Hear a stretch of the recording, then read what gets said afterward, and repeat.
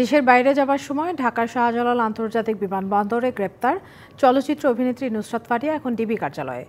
বৈষম্য বিরোধী আন্দোলন ঘিরে ভাটারা থানার এক হত্যা চেষ্টা মামলায় তাকে গ্রেপ্তার করা হয়েছে বলে পুলিশের পক্ষ থেকে জানানো হয়েছে। সোমবার তাকে হাজির করা হবে আদালতে। 2023 সালে মুক্তিপ্রাপ্ত মুজিব একটি জাতির উপকার চলচ্চিত্রে অভিনয় করেন অভিনেত্রী নুসরাত ফারিয়া। সেখানে শেখ মুজিবুর রহমানের মেয়ে শেখ হাসিনা চরিত্রে অভিনয় করেন তিনি।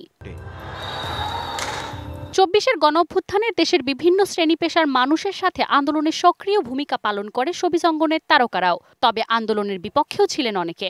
আন্দোলনকারীদের হত্যা চেষ্টার একটি মামলায় আসামি হয়েছেন অপু বিশ্বাস, আসনা হাবিব ভাবনা, জায়েদ খান, নুসরাত ফারিয়া সহ 17 জন। নগদ পেমেন্টে 500 টাকা পর্যন্ত ক্যাশব্যাক আর লেনদেনে প্রতিদিন ডিপ ফ্রিজ এবং ঘন্টায় ঘন্টায় এসি টিভি সহ দারুণ সব গিফট। রবিবার সকালে থাইল্যান্ড যাওয়ার সময় হযরত শাহজালাল বিমানবন্দরে ইমিগ্রেশন পুলিশ তাকে আটক করে। পরে জুলাই আন্দোলনের সময় হত্যা চেষ্টা মামলায় নুসরাত ফারিয়াকে গ্রেফতার দেখানো হয়, হস্তান্তর করা হয় ভাটারা থানায়। এরপর তাকে নেওয়া হয় ডিবি কার্যালয়ে, সেখানে জিজ্ঞাসাবাদ করা হচ্ছে। কাল সোমবার এই নায়িকাকে আদালতে তোলা হতে পারে বলে জানা গেছে। মানজু মাফরুজ নীলিমা, ডিবিসি নিউজ, ঢাকা।